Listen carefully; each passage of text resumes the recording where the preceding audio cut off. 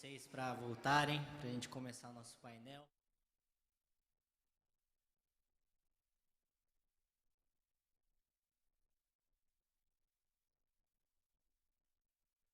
Esses eventos, mas no final sempre vale a pena. Só se vocês puderem ir voltando para os seus assentos, a gente vai começar em instantes. Queria chamar já também a minha mãe e a minha avó para o palco, para a gente começar um bate-papo. Glória a Deus. Vamos voltando, gente. O pessoal está lanchando ainda. Amém.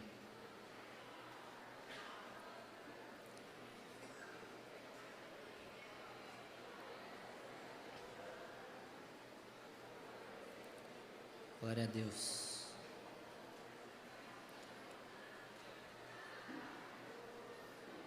A minha mãe tá por aí?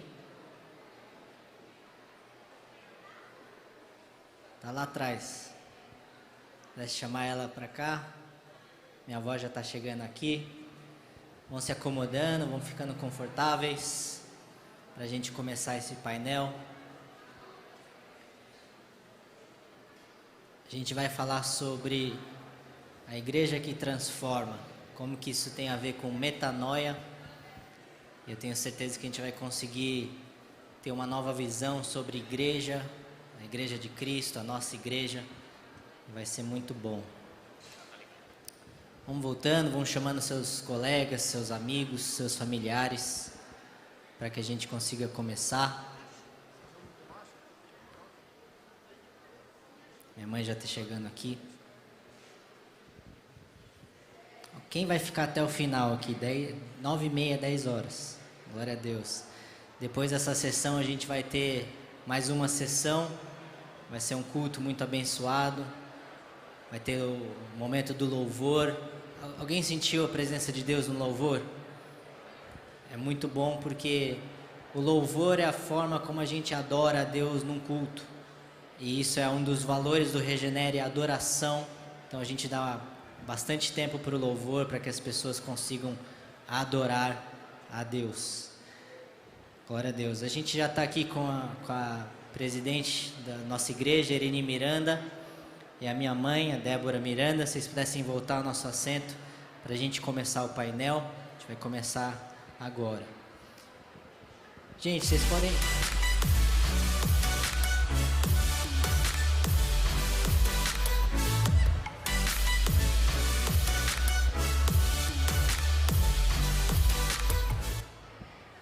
Vocês podem dar uma salva de palmas para Jesus?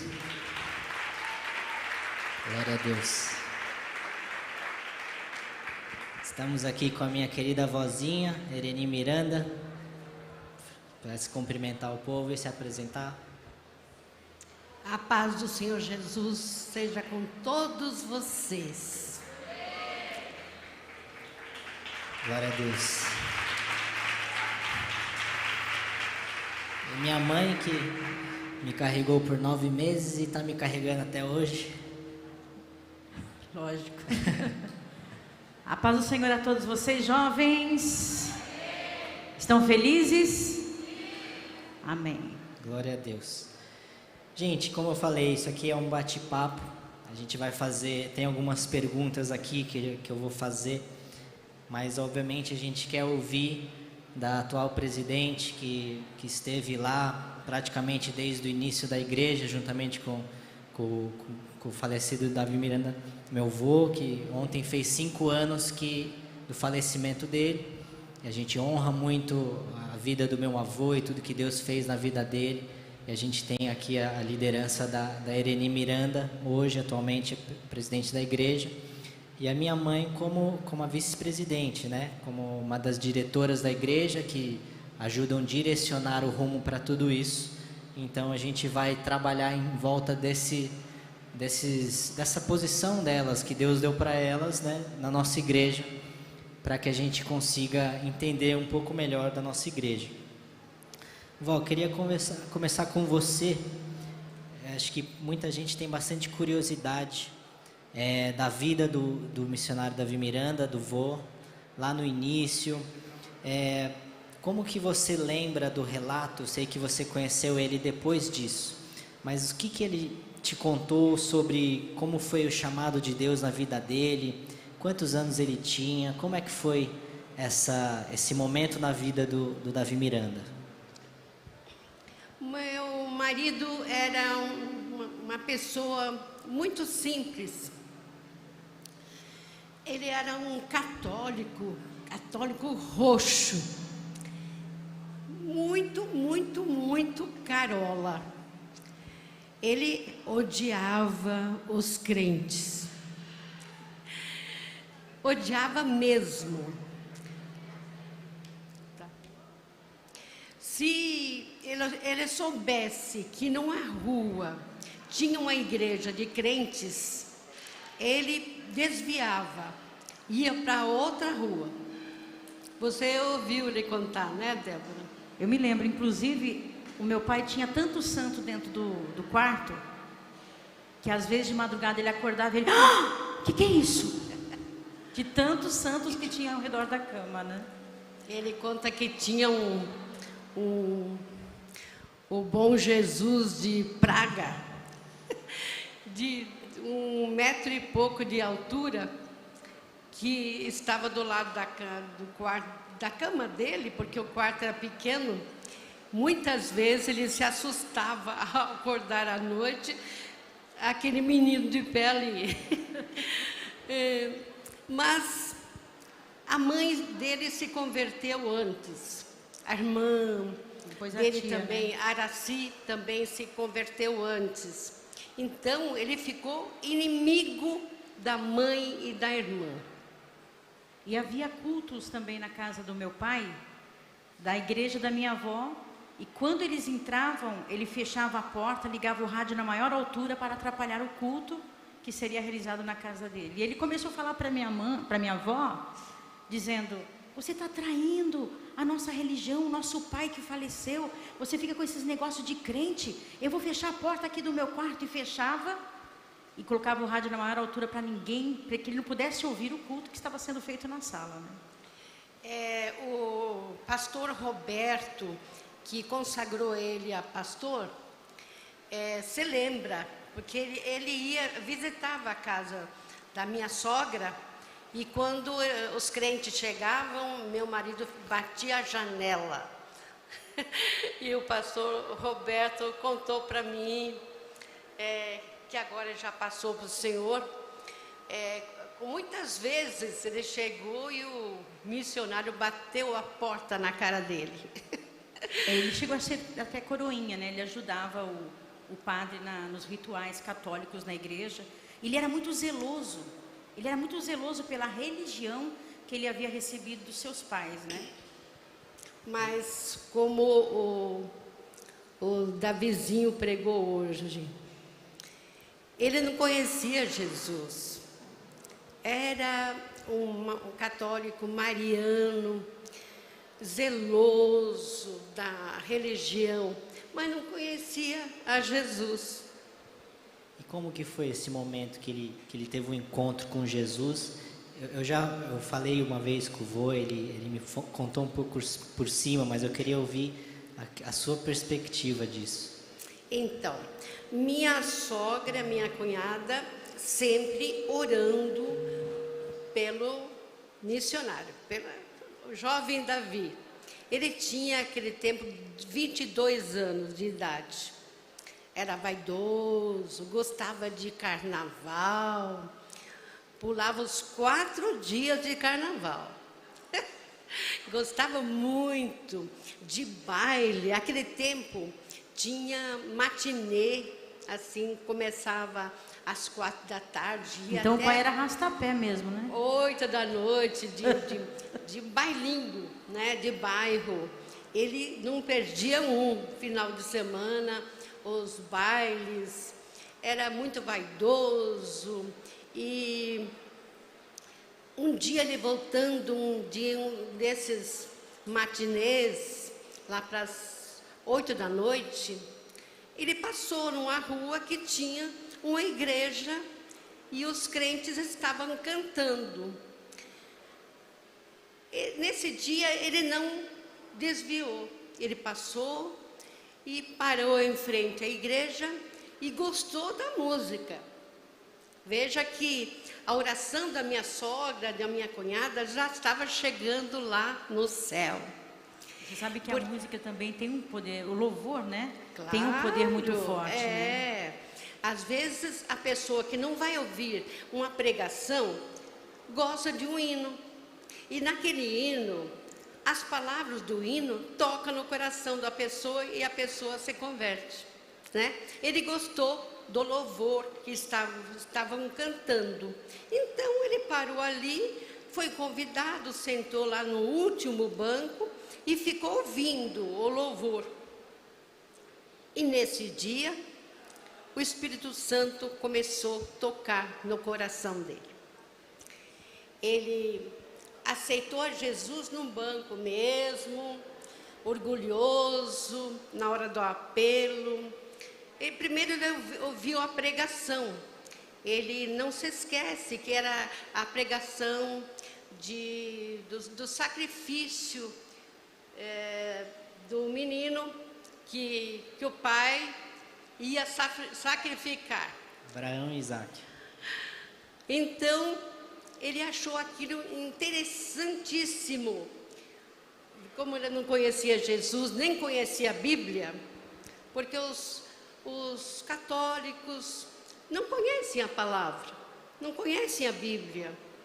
Os padres, antigamente, não permitiam que os católicos lessem a Bíblia, porque ficavam loucos.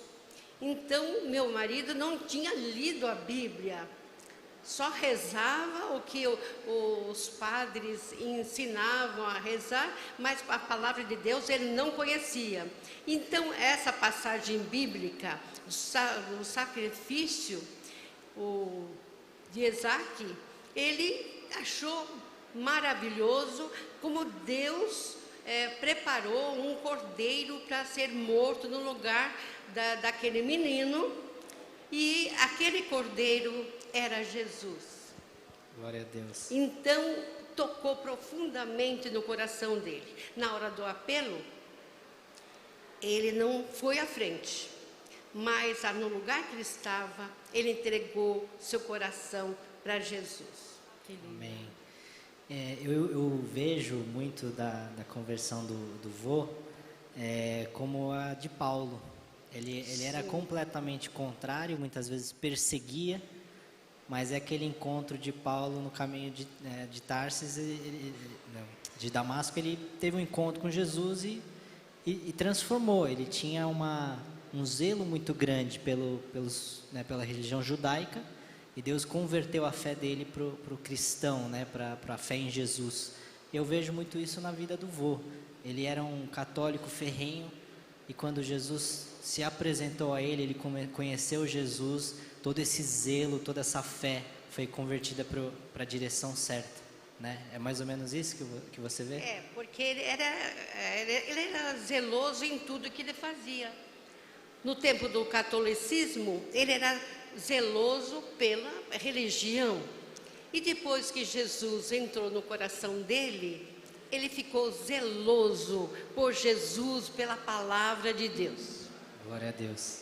E saindo dali da igreja, ele não aguentou, porque o Espírito Santo tocou tão forte no coração dele, que ele se ajoelhou na rua, num lugar escuro, e se rendeu a Deus. Aleluias. Foi muito linda a conversão dele, parecido com de Saulo mesmo. Eu queria perguntar para minha mãe. Ela já me contou essa história, mas eu acho uma história muito boa. E minha mãe teve um processo parecido com o meu, de ter sido criada dentro de um berço cristão, de conhecer e acreditar na palavra de Deus, até um dia que você conheceu Jesus. Me fala desse dia. Quantos jovens estão aqui que nasceram no berço evangélico? Quando vocês nasceram, seus pais já eram crentes? Deixa eu ver. Nossa, a maioria, né? A maioria. E é uma história longa, né? Mas eu vou resumir. Eu já era casada. E um dia nós fomos no final de semana para a cidade de Campinas, na casa da minha sogra. E naquela época o meu esposo realizava as vigílias da restauração aqui na sede mundial. E aí o que aconteceu? Nós voltando de Campinas, dentro do carro eu disse para o meu marido: você já teve encontro com Deus? Ele: claro. Eu falei: você já ouviu a voz de Deus, né? Ele falou assim: claro. Daí ele para mim: por que você está dizendo isso? Eu falei: porque eu nunca ouvi a voz de Deus. Ele ficou assim quieto, olhando assim para mim, e eu, ficou aquele silêncio dentro do carro. Eu falei: vamos fazer o seguinte, por que hoje à noite, na hora da vigília, você não pede para que todos que nunca ouviram a voz de Deus, que nunca tiveram encontro com Deus, que venham à frente para orar? E eu vou ser a primeira da fila. Ele: tá bom. Quando eu falei isso, naquela hora meu coração começou a queimar. Por que eu estou com calor? Liguei o ar-condicionado e aquele calor dentro de mim já era Espírito Santo, né, dentro de mim. Assim, feliz porque eu estava querendo conhecer a Deus. E eu comecei a sentir comecei a me sentir diferente. Aí fui para casa, tomei banho, viemos para a vigília. A primeira oração que o meu esposo pediu para que todos viessem à frente, ele disse assim: quem aqui quer ter um encontro com Deus e ouvir a voz de Deus, vem à frente. E eu falei assim: sabe de uma coisa, eu estou com vergonha, mas eu vou assim mesmo. Peguei a Bíblia, eu estava com um pouco de vergonha, não, com muita vergonha, né? Peguei a Bíblia, coloquei na parede do púlpito, e coloquei meu rosto contra a parede, e comecei a fechar os olhos e comecei a falar: Senhor, eu conheço o Senhor por falar. Minha mãe fala que fala com o Senhor fala com meu pai, mas por que o Senhor não fala comigo?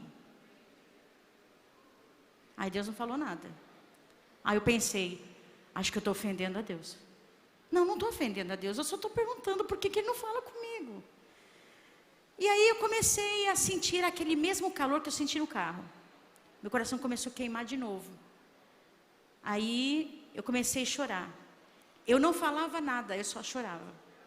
Eu comecei a chorar. Eu creio que naquele momento a minha alma estava sedenta de Deus, querendo conhecer a Deus. Eu já nem sabia quantas horas eu estava chorando ali. Depois eu soube quantas horas nós oramos. Chegou do meu lado, estava do meu lado, aliás, uma moça. E ela começou a falar inglês comigo. Eu abri o olho e falei assim: o que essa moça está falando inglês comigo? Eu não conheço ela e eu estou entendendo tudo que ela está falando. Eu abri o olho de novo e ela começou a falar, Deus falando na boca dela, em profecia, mas em inglês, porque Deus sabia que eu era incrédula, que eu não conhecia a voz dele, que eu ia fazer prova, que eu não ia acreditar que ele ia falar comigo. Então ele usou uma maneira de que eu acreditasse de verdade que ele estava falando comigo. E ele começou a falar em inglês. Aquela mulher começou a falar em profecia, o que Deus falava para ela. E ela não sabia quem eu era, nem eu sabia quem era ela. E Deus falava assim: eu estou aqui. Eu vim aqui. Eu te amo. Eu te escolhi. Eu vim aqui. I'm here. I love you. E eu falei: só pode ser Deus que está falando que me ama. Porque ela não me conhece. Como ela está falando que ela me ama? Eu não conheço essa moça. E naquele momento eu comecei a chorar. E eu comecei a chorar assim como uma criança. E aquele choro começou de madrugada e durou 24 horas. Aí acabou a vigília, eu entrei no carro. E eu chorei toda a vigília. Eu chorando dentro do carro, meu marido olhando para mim. E eu falei: que poder, Deus me visitou, eu conheci a Deus. Ele falou comigo que me ama. Ele falou que me ama. Que ele estava ali e disse que me amava. E eu fui para casa, tomei banho, eu comecei a chorar embaixo do chuveiro. E aquelas lágrimas misturavam com a água do chuveiro, e eu chorando. Eu fico até emocionada de lembrar o que eu senti naquela hora. E eu fui deitar para dormir. Eu não sei quantas horas eu estava dormindo ali. De repente eu vi uma luz. Meu quarto estava todo escuro. E eu estava dormindo, meu marido do meu lado. Eu comecei a ver uma luz que estava sobre os meus olhos. Como se fosse uma luz muito mais forte que essa. E eu não abri o olho e eu pensei, quem abriu a janela? Está tudo escuro, mas de onde está vindo essa luz? Quando eu pensei assim, o Senhor falou assim, eu estou aqui ainda com você. Eu te amo. Naquele momento eu chorei tanto. Aleluia. Glória a Deus. É lindo. O encontro com Jesus é lindo. É demais. Eu me levantei naquela hora e eu fui para a sala. Eu falei, Senhor, fala mais comigo, eu quero ouvir de novo a sua voz. Eu me ajoelhei no sofá da sala e o Senhor começou a falar comigo.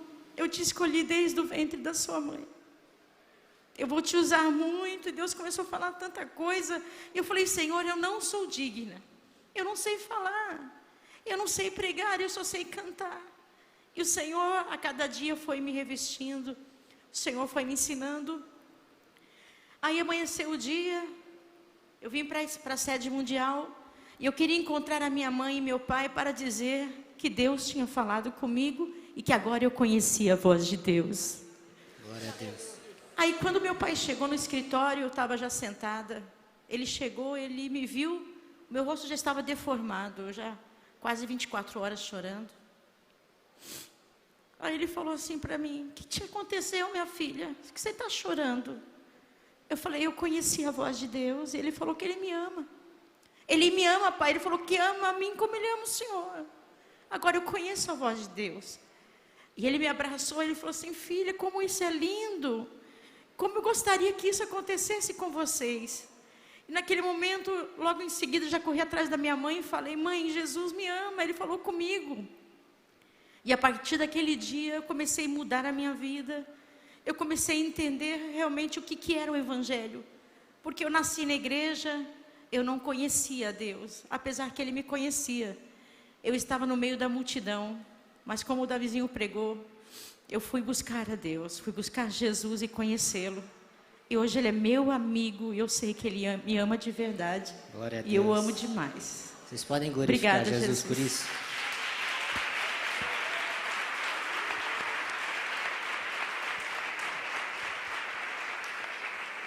A gente falou sobre esses 3 relatos. O encontro do missionário Davi Miranda com Deus, o encontro da minha mãe. Eu queria que você falasse, vó, assim, como é que foi o dia que você teve essa transformação? Né? A gente está sobre o tema de metanoia. A igreja nos transforma, a igreja de Cristo nos transforma e Jesus se apresenta a nós. Como foi o seu relato, vó? Eu também nasci num lar cristão. Meus pais eram presbiterianos e meu pai também muito zeloso pela palavra, muito convertido.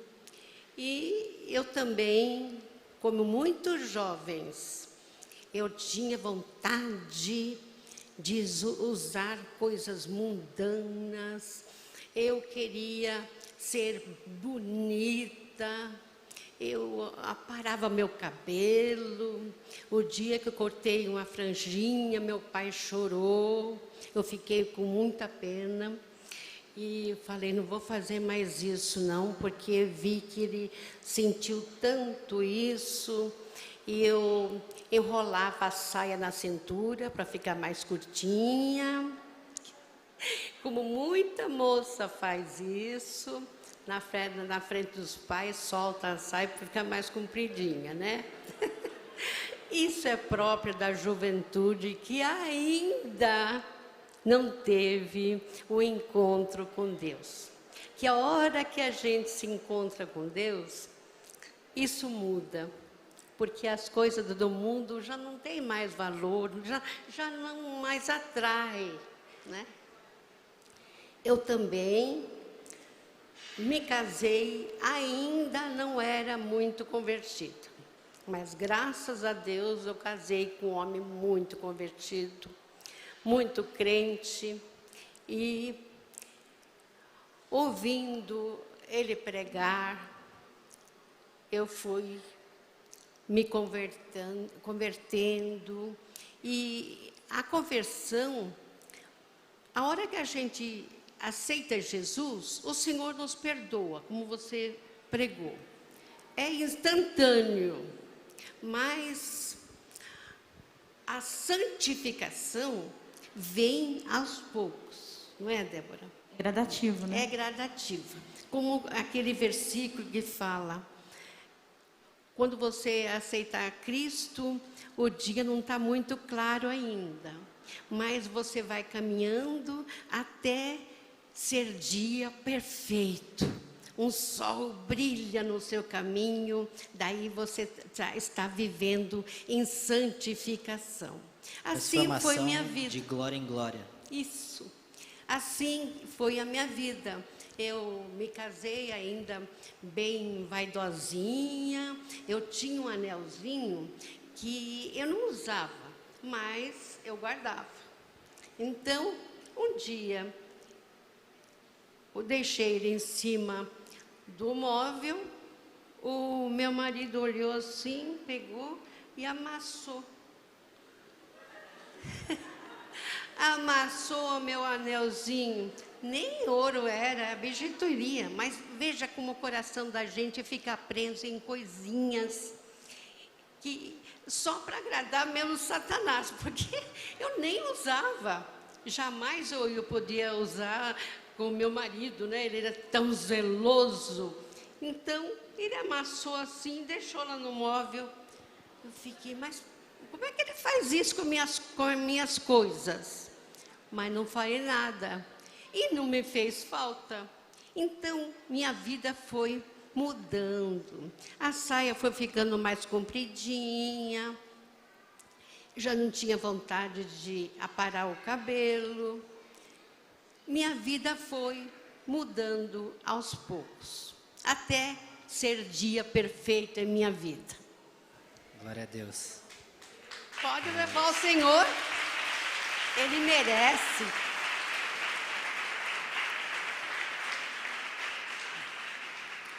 Isso são relatos de como a igreja transformou a vida de vocês, transformou a vida do meu avô, do Davi Miranda. Eu queria perguntar para minha mãe, que nasceu nessa igreja e que cresceu nessa igreja, hoje está aí liderando a igreja, né, como diretora, como cantora, como uma líder espiritual também. Como que as vidas que a igreja transformou acabaram trazendo uma transformação para a igreja? Você que lembra da igreja lá, eu lembro do antigo templo, antes de comprar o templo eu não era nascido, mas eu lembro de antigamente, enfim, tudo que o vô fez, como é que foi o início da igreja, como que essas vidas transformadas transformaram a igreja? A igreja somos nós, né? Rapidinho, antes de eu responder sua pergunta, o meu quintal era a igreja. Eu morava no porão da igreja e a gente pegava nossas bicicletas quando acabava o culto, a gente ia andar dentro da igreja. Não tinha quintal. E naquela época era uma coisa assim, então, é para criança, né? A gente era criança e a gente vai crescendo, comecei a ser adolescente. E um dia eu estava sentada lá no último banco, eu tinha meus 15 anos. E eu estava com um monte de amiga lá atrás. Aí chegou uma obreira, que coisa feia. Fica conversando na hora do culto. Eu vou contar para o seu pai. Ah, dá licença, sai daqui, deixa aí minha vida. Você vai cuidar da sua vida, não sei o quê. Eu não tinha ideia do que era igreja, né? Eu não era transformada, é como o Davizinho estava pregando. É aquele negócio, você ouve o evangelho, entra aqui, sai aqui, você não entende nada, né? Eu nunca imaginava, na minha época de jovens, que hoje eu estaria aqui, sabe? Eu estou falando isso porque a gente não pode desistir do jovem. Eu estou aqui porque alguém insistiu em mim. Os meus pais insistiram em mim. Vocês que estão me assistindo, não desista dos jovens, não maltrate os jovens. A Bíblia fala assim: não despreze a sua mocidade. Ou seja, não ignore o quanto que o jovem é forte, quanto ele é valente, o quanto ele pode, o quanto ele tem um potencial. Então, naquela época para cá, é claro que a igreja foi sendo modificada, não na sua essência. Eu estou dizendo o seguinte, que esta palavra, ela não é passageira, ela é permanente. Mas as coisas que vão acontecendo no decorrer dos tempos, vão fazendo a igreja expandir-se em todas as áreas, não na parte teológica, porque a palavra continua a mesma. Então eu comecei a ver o quê? A igreja começou a crescer de uma forma, as vidas foram sendo transformadas, as pessoas vindo à igreja, e aí o que acontece? A liderança vai sendo forçada a tomar espaço, né? Primeiramente o espaço, tanto é que nós compramos este grande espaço aqui em São Paulo, aqui embaixo, mas na parte tecnológica também. Hoje nós estamos praticamente perdendo audiência para o rádio, apesar que tem muita gente que gosta do rádio ainda. O rádio é uma forte potência, vou dizer assim, para alcançar vidas, mas hoje nós alcançamos mais pessoas pela internet. Nós estamos na era digital, na era virtual. Então a igreja foi fazendo o quê? Abrindo a sua parte de comunicação, da mídia, para que todo mundo pudesse assistir um culto hoje na sua própria casa. Não somente nessa parte, nós estamos com o nosso prédio administrativo. Eu me lembro que quando a gente era pequena, a gente ficava correndo nos escritórios e tal. E na minha adolescência, eu conferia relatórios da igreja, porque eram poucas igrejas, né? Hoje nós temos mais de 20 mil igrejas e tem que ter um monte de gente. Nós temos, acho que em São Paulo, acho que quase 500 funcionários em São Paulo. 600 e pouco. Quanto? Quando eu cheguei em 2014, tinha em torno de 350. Então a gente hoje está com 600 e poucos funcionários. Então só aqui a em São igreja Paulo. vai se adaptando, não ao mundanismo, mas à modernidade. Ninguém aqui vai andar de carroça, porque é naquela época que a igreja começou, na época dos carrinhos ruinzinhos, né? Não, nós vamos nos adaptando, mas a palavra de Deus, ela vai continuar sendo a mesma, porque ela é imutável. Pode passar céus e terra, diz o Senhor, mas a minha palavra não passará. Então, teologicamente falando, nós continuamos sendo aquela igreja primitiva, mas nós vamos crescendo, as pessoas vão sendo transformadas. Por exemplo, a minha mãe, ela fundou a Fundação Reviver. Eu vou contar, eu queria que você falasse um pouquinho também, porque a igreja atendeu essa necessidade de atender as pessoas necessitadas. Deixa eu falar uma coisa para vocês. Quando a gente era pequeno, a minha mãe fazia tudo na igreja. Ela era obreira, ela limpava a igreja, ela cuidava das pessoas que morriam dentro da igreja, ela dava remédio para as pessoas doentes, criancinha que estava passando mal, ela ia lá resolver. A minha mãe era 1001 utilidades naquela época. E eu me lembro uma vez que chegou na porta da nossa casa uma mulher mendiga. Ela estava suja, maltrapilha, mal cheirosa. Sabe o que minha mãe fez? Minha mãe colocou essa mulher para dentro de casa e foi dar banho nela. O que aconteceu no meio do banho? Ela fugiu. Ela saiu correndo pelo meio da rua. Meu pai: Ereni, pelo amor de Deus, você não pode fazer isso. Nós temos aqui uma família, nós vamos acabar colocando a nossa família em perigo. É porque eu quero fazer a bondade, coitadinha, né?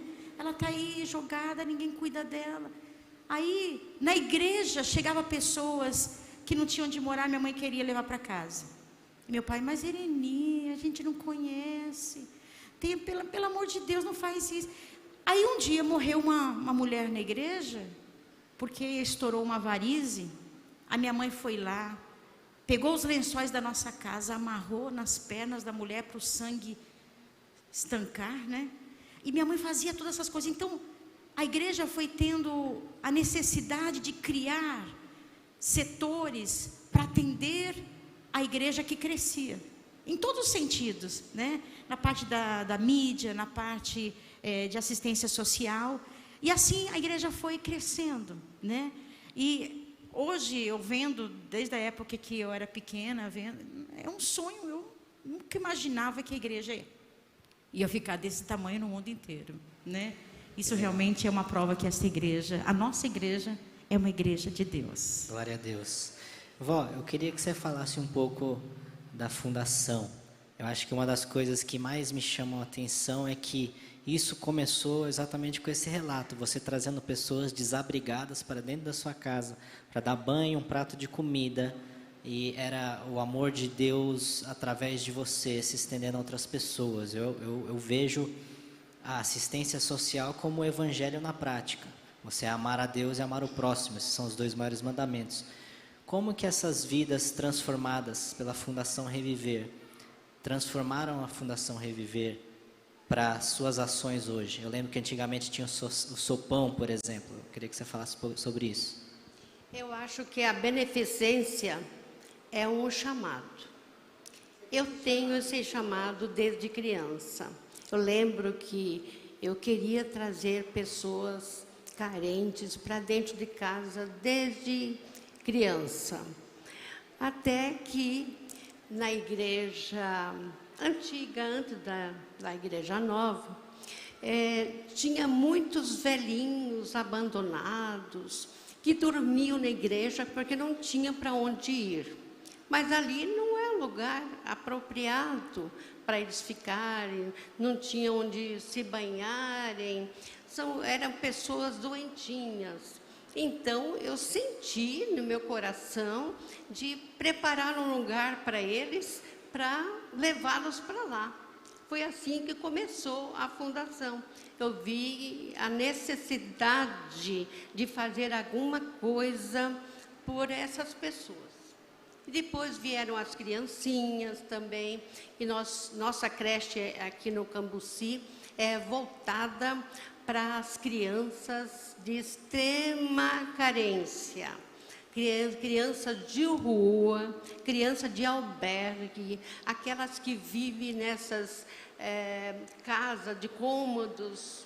E são crianças de risco, que os pais muitas vezes são drogados, bêbados, e essas crianças sofrem maltratos. Então a gente acolhe essas crianças de dia.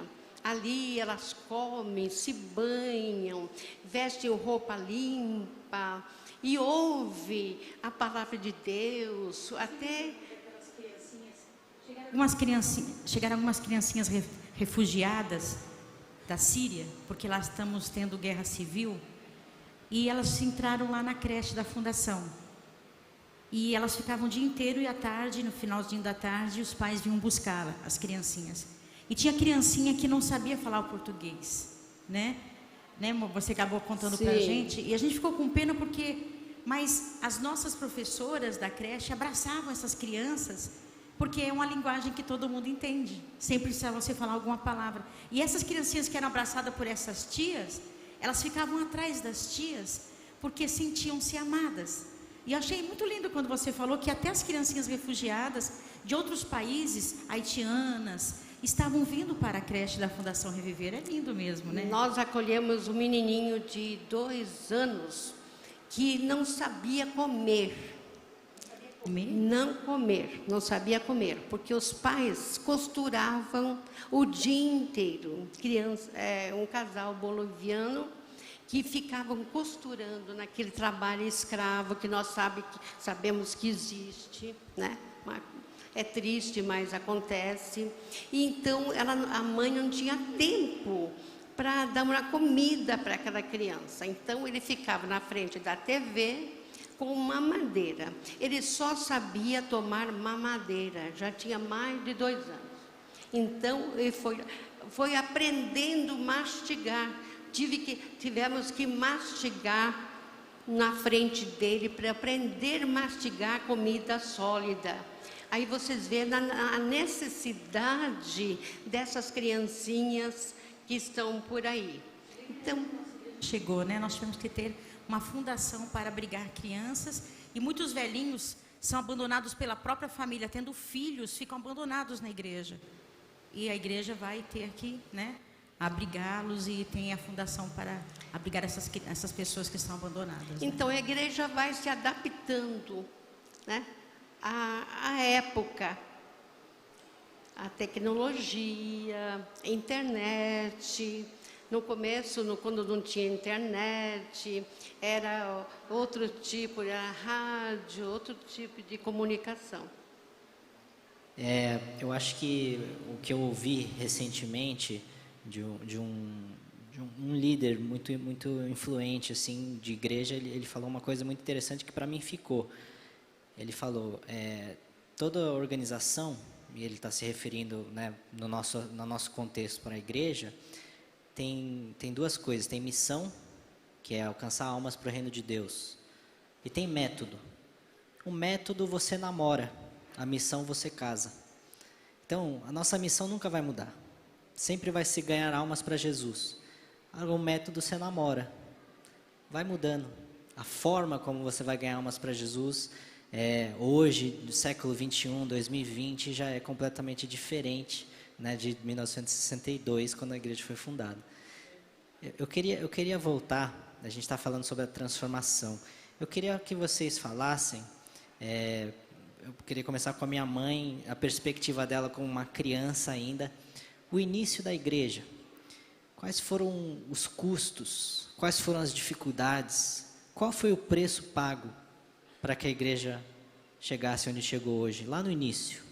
Se eu fosse contar tudo que eu vi, desde pequena, eu sou a mais velha, dos 4 irmãos, eu e o Davi somos gêmeos, nós somos os primogênitos, então acho que eu pude ter mais tempo acompanhando tudo isso que aconteceu.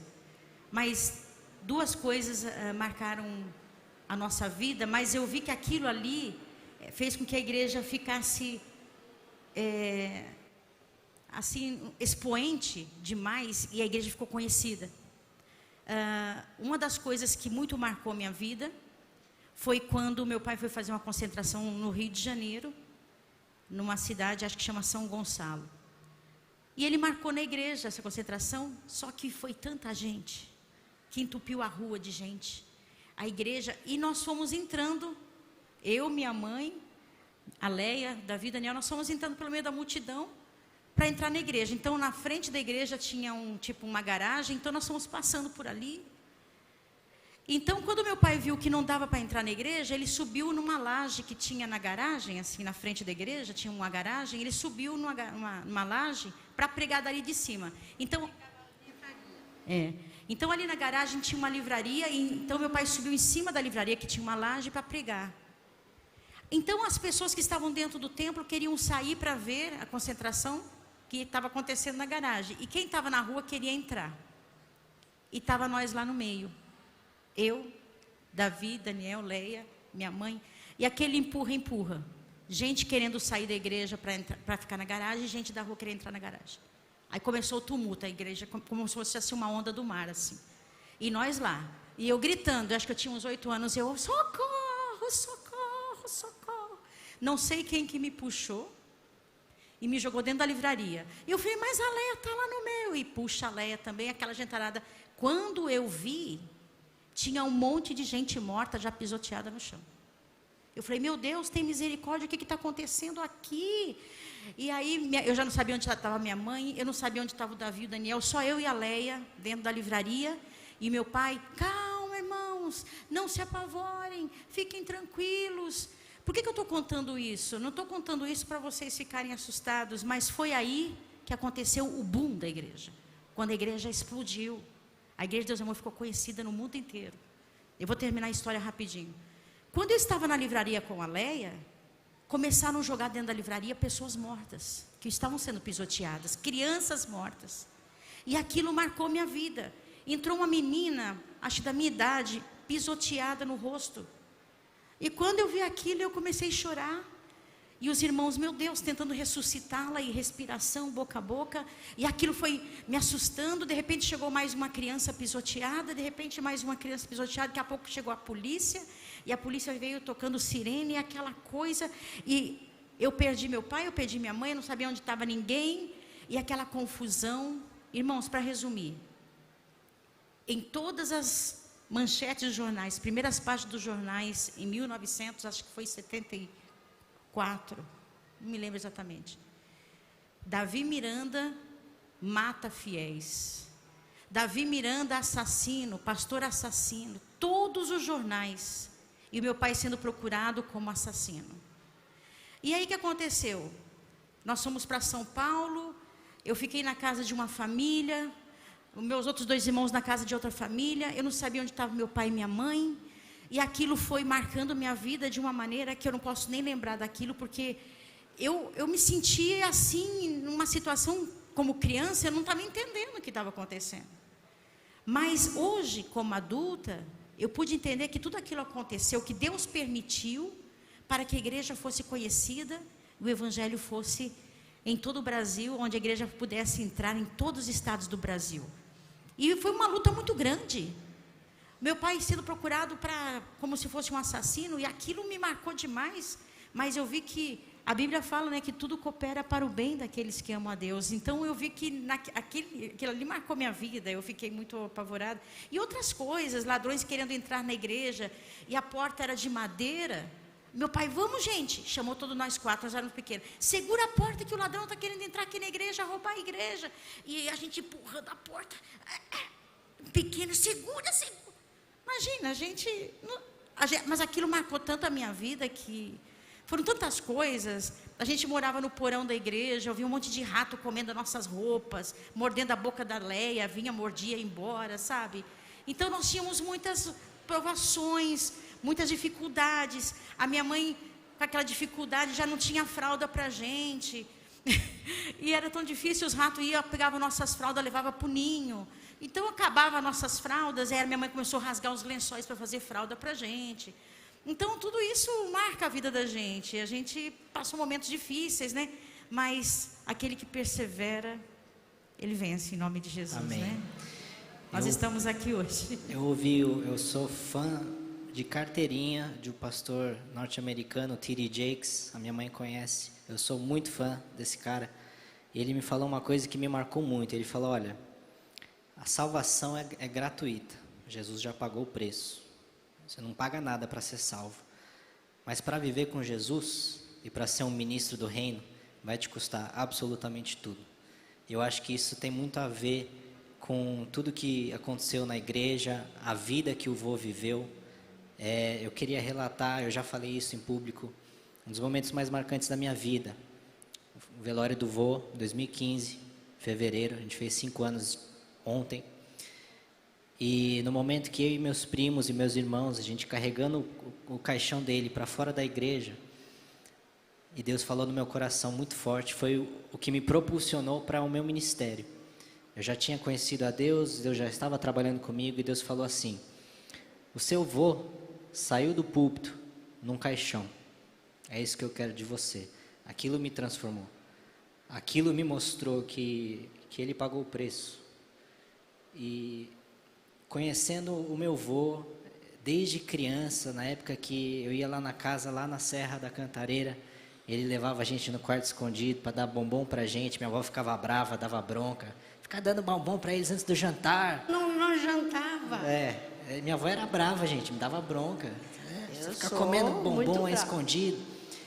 Desde aquela época e tudo que eu vi meu avô viver, ele já aqui em 2014, início de 2015, ele se arrastava. O corpo dele já estava debilitado, ele morreu cansado. E por que eu estou falando tudo isso? Porque a igreja, ela tem um custo altíssimo. Você liderar qualquer tipo de coisa, e eu estou liderando um ministério desse tamanho aqui ainda, que está começando, eu já estou sentindo peso nas minhas costas. Então, isso tudo, os custos da igreja, é importante que a gente lembre que tudo isso que a gente vive hoje, a Igreja Deus e Amor, em diversos países ao redor do mundo, você vai no Peru, tem 4.000 igrejas lá, milhões de pessoas alcançadas e transformadas, isso vem a um custo. Vó, o que te motivou durante todo esse tempo ao lado do vô a pagar esse custo? Para começar, eu não tinha outra opção, né? Uma vez casada, é tocar o barco, né? Mas a fé do meu marido me admirava. Eu fiquei admirada. Quem leu meu livro, porque eu vivia ao lado de um líder, não um líder qualquer, mas um homem de fé.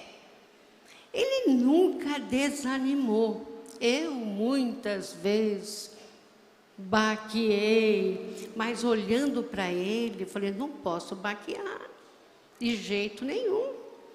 É junto, ombro a ombro.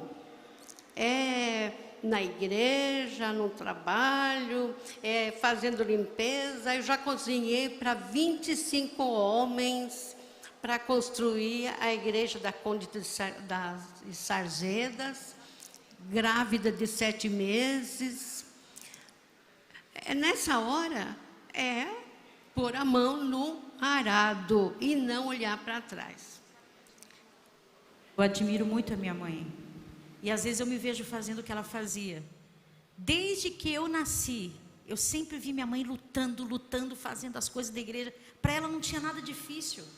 Tudo ela fazia na igreja, desde limpar o banheiro, desde atender a porta, na livraria. E tinha reunião de obreiros, ela cozinhava para um monte de obreiros, sabe? E aquela luta sempre, e nunca, sabe? Parece que se cansava. E aquilo me deu uma motivação muito grande. Eu acabo fazendo hoje o que ela fazia quando eu era pequena, né? Exemplo, né? É o exemplo. Aí vocês, adultos, pais, avós que estão aqui, veja que nosso exemplo fala mais alto do que nossas palavras. Você não pode ficar no ouvido da sua neta, ou seu neto, não, isso é errado, isso é pecado, né? Não, mostre o seu exemplo. E eles, olhando para você, vai seguir o seu exemplo. Ditado que diz, o exemplo não é a melhor forma de se liderar, é a única forma. É a única. Que, Glória como a eu Deus. falei, né, eu não tinha outra opção. Eu estava no barco, eu tinha que continuar tocando, mas a fé do meu marido me impulsionava. Legal. A gente está finalizando aqui, eu queria mais 2 perguntas que eu acho muito importante. Qual é a sugestão? Eu queria começar com a minha mãe, depois você dá a sua sugestão. O que vocês diriam para o jovem de hoje, para que eles tenham suas vidas transformadas, não apenas pela igreja, mas acima de tudo por Deus?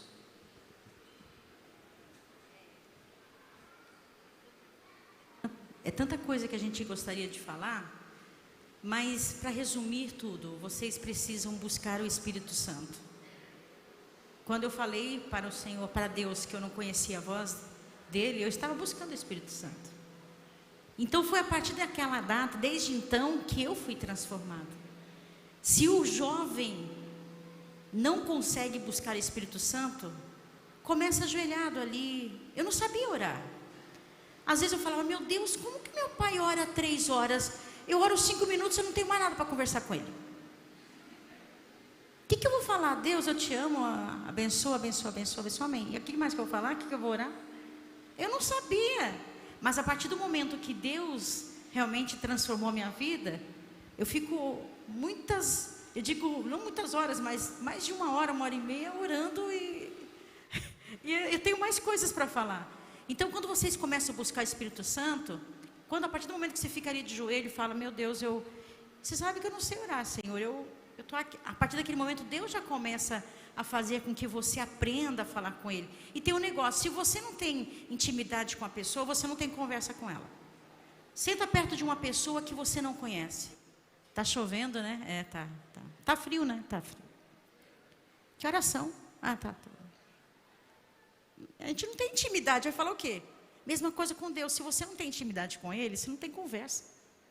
A partir do momento que você tem intimidade com Deus, você começa a ter assunto com Ele. Tem muito assunto com Deus, né? Acabou o dia, a gente tem um monte de coisa para falar. Então, busque o Espírito Santo. Porque um jovem cheio do Espírito Santo é ele que faz coisas lindas, maravilhosas, através do Espírito Santo que vive nele. Busque o Espírito Santo, que a partir deste momento, todas as coisas vão fluir. O estudo da palavra, o louvor que você vai cantar. Porque às vezes a gente quer cantar bonito, né? Eu fiz aula de canto, eu queria me aperfeiçoar, fiz aula de canto. Mas um dia eu falei, peraí, cantar, tanta gente canta. Mas você tem que cantar diferente. Você tem que cantar e aquele seu louvor entrar no coração da pessoa pecadora.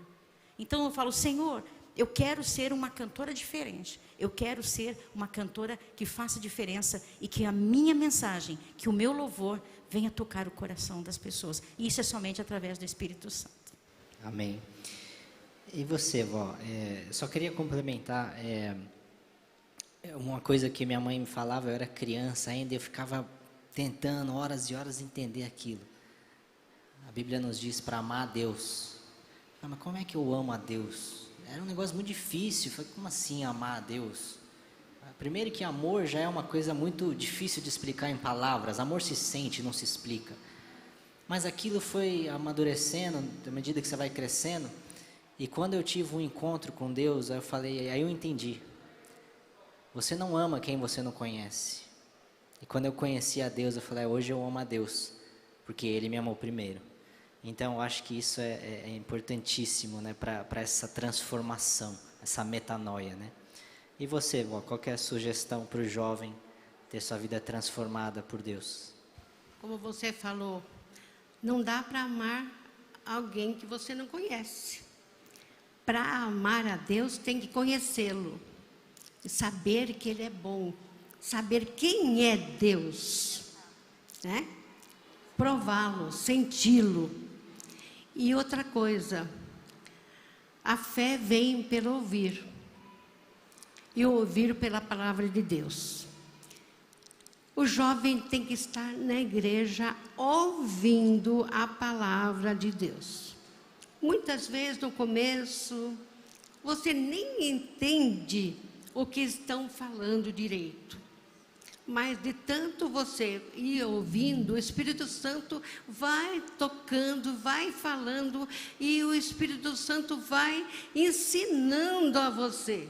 Porque a palavra de Deus, ela é inspirada pelo Espírito Santo de Deus. Sem o Espírito Santo nos revelar, a gente não entende a palavra. O Espírito Santo tem que traduzir para nós o que está sendo dito. Então, a palavra de Deus é maravilhosa e o jovem tem que estar na igreja ouvindo. E um dia o Espírito Santo faz chover nessa terrinha fofa até que brote, né, a sementinha da palavra de Deus nesses corações.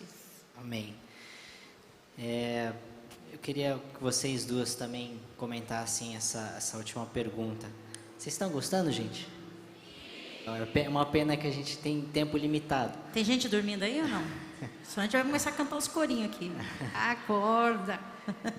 Você estava falando sobre ouvir a palavra, só para terminar. Antes de eu ter encontro com Deus, eu achava que eu lendo os 7 Salmos 91, eu estava protegida com a couraça, assim, né? Aquele negócio, né, de... tem que orar 7, como se fosse uma reza. Misticismo. Aquele que habita no esconderijo. Chegou na metade, como que é mesmo? Peraí. Eu não sabia, né? Então eu achava assim, acho que eu tinha que ler Salmo 20. Porque tinha uma irmã lá na igreja, tadinha, também ela não tinha entendimento. Ela cuidava da escolinha das crianças, quando eu era pequena. Toda criança tem que orar 7 vezes o Salmo 23 e 7 vezes o Salmo 91. Eu falei, meu Deus, tem 7 vezes cada um. Já está tarde, estou com sono. Aquele que habita nesse... Sabe aquele negócio robotizado? Mas eu não entendia. Hoje, para a gente entender isso aqui, porque isso aqui foi escrito, inspirado pelo Espírito Santo. Então tem que ter o Espírito Santo para poder interpretar para a gente o que está escrito. Vocês estão entendendo? Então é interessante isso, né? Porque a gente cresce na igreja, a gente ouve tanta coisa, né? Então eu achava que se eu não lesse o 7 Salmo 91, eu poderia ser atropelada, alguém me matar, alguma coisa assim. Porque a gente ouve muito isso. Ah, eu achava que tinha que colocar um envelope na cabeceira da minha cama, o Salmo 91, sabe? Então tinha aqueles negócios assim que hoje a gente vê que não é isso. Eu não posso me apegar a coisas, né? É pela Débora, minha fé, né? tem muita pessoa ainda Sim. em nossa igreja, muitos até aqui, que leva o envelope, E põe no guarda-luva do carro. coloca no carro, Na na roupa. moto do filho, É. no bolso do filho. Aquele envelope vai protegê-lo? É um pedaço de papel, né? Vai protegê-lo? Não. O papel não vai proteger ninguém. Aquele envelope é como se fosse um lembrete do seu voto com Aquilo Deus, é a né? intenção da pessoa de fazer um voto com Deus. Quem vai proteger é Deus, não é aquele envelope, não. É verdade. Isso é o como chama aquele patuá? A amuletagem, né? É. Amuleto. Outro coloca o Salmo 91 atrás da porta colado. Quando vocês verem esse envelope, tira da porta e explica para a pessoa que não é o poder que está no envelope. É o poder de Jesus, né? Que a gente não vê. Muita gente faz isso, que precisa ainda de um patuá, vendo aquilo para se Pegar. sentir protegido. Não, nós não precisamos disso. Nós temos o Espírito Santo vivendo em nosso corpo, em nosso coração. Deus nos protege de todo o mal, porque nós amamos a Deus e Aleluia. obedecemos a sua palavra. Amém. Amém.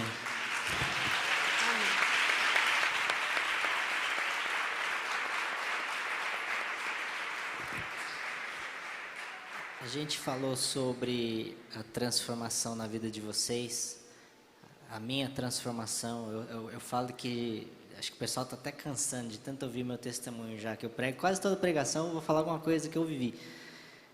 A transformação que a igreja faz nos seus métodos para alcançar as almas. Agora eu queria ouvir de vocês, o que vocês vê para o futuro da igreja, para o futuro dessa juventude? O que vocês estão olhando para frente, a partir de 2020 até 4020, sei lá, se Jesus não voltar antes? Eu vejo assim um futuro maravilhoso para a igreja, porque a nossa igreja ela é forte, ela trabalha com crianças, ela trabalha com jovens. Então, quando a gente estiver indo embora, vocês vão assumindo os nossos lugares. E quando vocês forem embora, as crianças vão assumindo o lugar de vocês. Então, eu vejo um futuro assim promissor, se nós permanecermos na palavra, porque a palavra, quando a gente se desvia dela, desmorona tudo.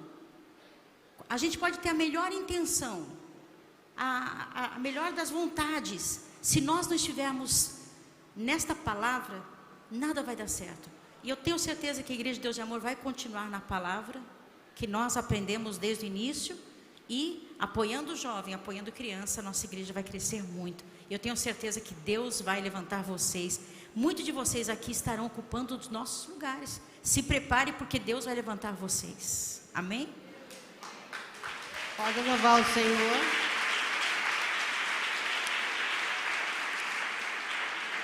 Como a igreja está empenhada nesse movimento de ajuda ao jovem, valorizando o jovem, eu vejo um futuro brilhante para a igreja. Muita bênção. Muito jovem usado por Deus. Deus está procurando a quem usar. Então, abra seu coração para Deus. Deixa Ele entrar no seu coração. Fazer morada. Usar você.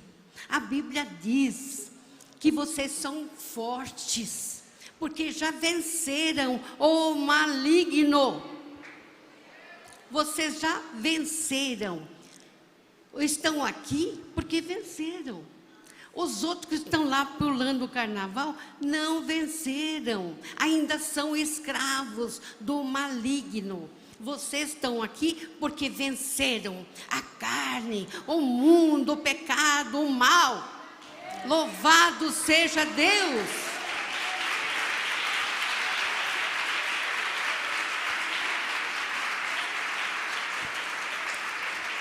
Vivi.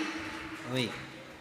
Desculpa. Minha avó me chama de Vivi, gente. É só para vocês entenderem. Agora eu esqueci que eu sou a presidente, lembrei que eu sou vó.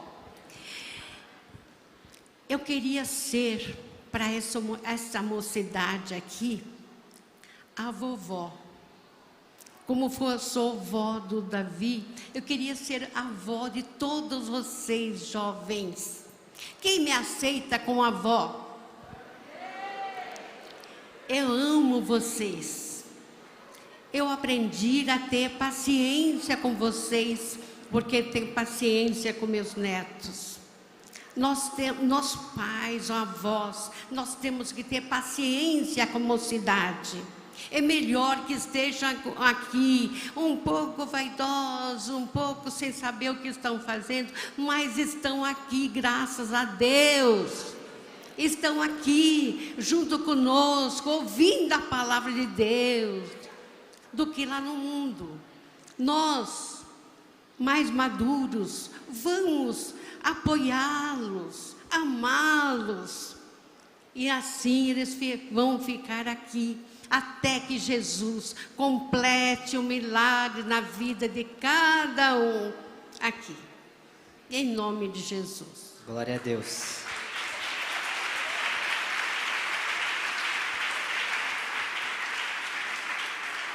Gente, é difícil encerrar, mas o nosso tempo está curto. Que pena. Mas, eu acho que vocês concordariam comigo que seria um crime eu não pedir para minha mãe cantar um hino que a gente cresceu a ouvir cantando. Eu queria chamar o Rafa aqui no palco, por favor. Pelo menos o Rafa para tocar um violão para nós. Para a gente ouvir minha mãe cantar. Eu cresci ouvindo ela cantar e quantos hinos marcantes. Acho que um dos mais marcantes, mãe, quando a gente estava morando nos Estados Unidos, você escreveu Saudades da Minha Terra. Porque eu também estava morrendo de saudade da minha terra. Então, ele também é afinadinho, viu? É. A gente vai fazer ele cantar um hino também, não mais vamos? ou menos. Vai ficar para a próxima. Vai cantar, canta. Canta com a mamãe. Se você não cantar comigo, a Bia vai cantar comigo, certo? A Bia canta. A Bia tá linda. Lugar. Gente, vocês conhecem a Bia? A Bia tá linda. Eu vou cantar na igreja. E já ela vai cantar aqui, porque ela falou que tem que comprar um microfone para ela cor-de-rosa. Não, cantar esse dom Deus não me deu. Se eu trabalhar muito e ensaiar, quem sabe um dia eu canto novamente. Eu cantava e eu navegarei direto aí, mas eu era criança, não tinha vergonha na cara ainda. Vamos ouvir minha mãe cantar um hino. Eu depois queria cantar um encerra. hino só com violão com vocês. Vocês cantam comigo? Sem playback, só no violão aqui. Nós vamos cantar o vocal. Você podia me ajudar também? Subir aqui, cantar. Eu queria cantar aquela música do meu novo CD, Assim Que Adoro. Quem não sabe vai aprender a cantar, tá bom? Mas eu queria que todos que soubessem cantassem comigo. Eu posso cantar sentada mesmo, gente? Pode? Me dá o tom aí. Vamos cantar. Vamos lá. É isso mesmo.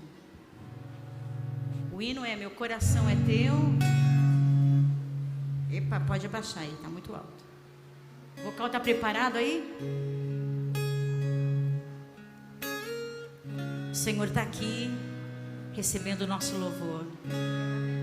E eu posso dizer para Ele, eu te amo, Senhor. Porque Ele me disse aquele dia que me amava também. Meu coração é teu, aqui tudo entreguei. Veio te adorar, meu Senhor, no santuário estou, minha alma limpa está. está o meu coração. Eu quero te adorar. Peço ao Senhor, faz de mim um adorador, pra te adorar em santidade, em espírito, em verdade, meu Senhor. E é assim que eu quero te adorar. É assim que eu quero te adorar. Canta comigo. Meu coração é teu, a ti tudo entreguei. Venho te adorar, meu Senhor. No santuário estou, minha alma limpa está, por está o meu coração. E eu quero te adorar. Peço ao Senhor, canta, faz de mim um adorador,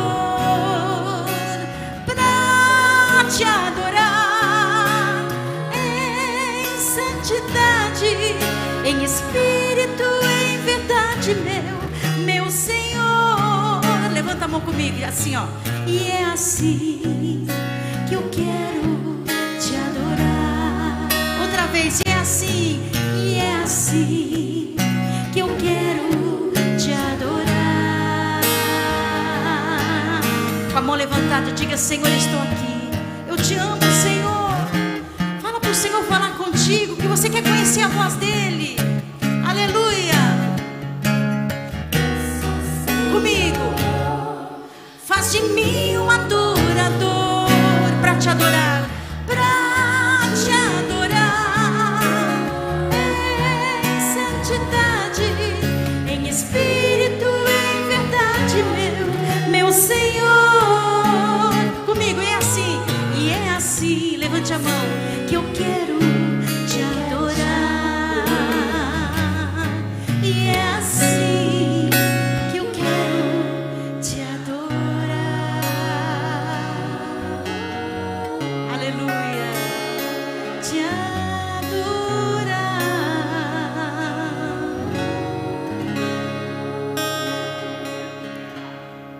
Senhor.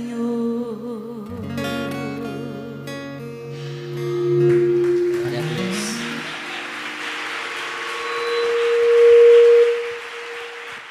Gente, obrigado. A gente está encerrando essa sessão. Vocês gostaram do bate-papo? Glória a Deus.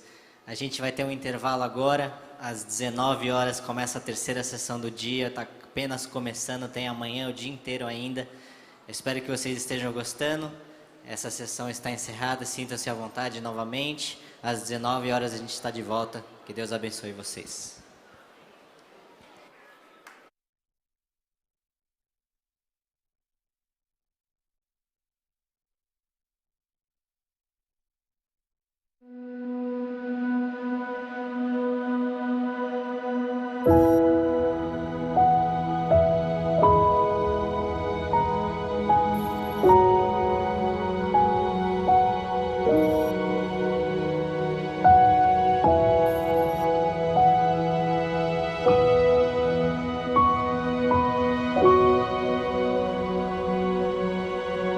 O Ministério Regenere é um ministério para jovens aqui da Igreja Deus e Amor. Ele, na verdade, começou no coração de Deus, porque nunca imaginei estar na frente de nada disso, nunca planejei iniciar nada disso. E eu cresci num berço cristão, eu corri aqui os corredores da sede mundial, vendo o missionário Davi Miranda pregar e orava por pessoas, pessoas eram curadas. Cresci vendo o meu pai, o pastor Lurival, pregar, mas foi somente em 2013 que eu tive um encontro incrível com Deus. Esse encontro transformou minha vida. Esse encontro fez com que eu entendesse o Evangelho, fez com que eu entendesse o quão real tudo era e quanto tudo o que eu tinha vivido fazia sentido naquele momento. E o que eu mais vejo hoje em dia é pessoas dentro da igreja que cresceram num contexto cristão, que cresceram dentro da igreja ou que estão dentro da igreja que nunca conheceram a Deus. E foi no final de 2017 e início de 2018 que Deus tocou no meu coração por 3 vezes muito específicas e muito fortemente. A primeira vez ele me mostrou um evento de jovens. Na segunda vez foi um projeto com jovens. E na terceira vez ele me mostrou uma cultura baseada na graça e no amor de Cristo, baseada na regeneração pelo Espírito Santo, baseado em encontros sobrenaturais com Deus que vão transformar a nossa vida de dentro para fora. Não se trata de uma série de regras, não se trata de uma religião, se trata de conhecer a Deus, o Criador dos céus e da terra.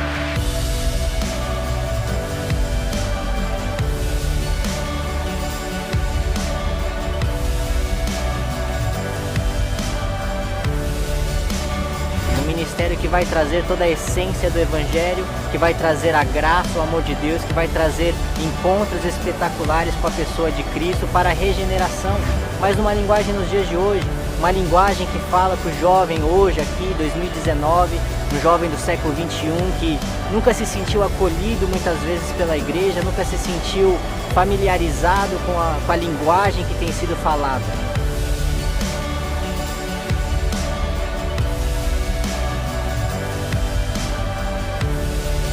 O Regenera entende que o nosso Deus é um Deus geracional, um Deus de gerações, um Deus de Abraão, de Isaac e de Jacó.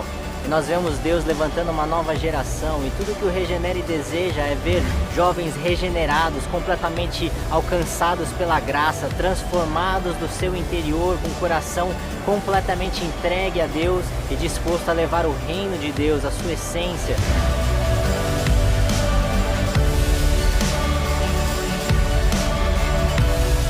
O Regenere vem proporcionar ambientes onde pessoas podem se entregar completamente à presença de Deus, buscando cada vez mais o mover do Espírito Santo, trazendo a regeneração, mostrando quão bom Deus é, todo o seu amor, toda a sua graça, e quanto é somente isso, somente o encontro com o Espírito Santo que pode nos transformar de dentro para fora.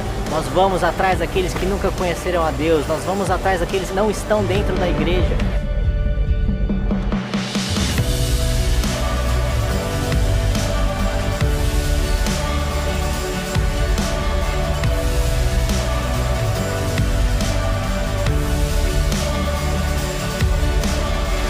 Nós estamos muito empolgados com o que Deus está fazendo e é só o começo.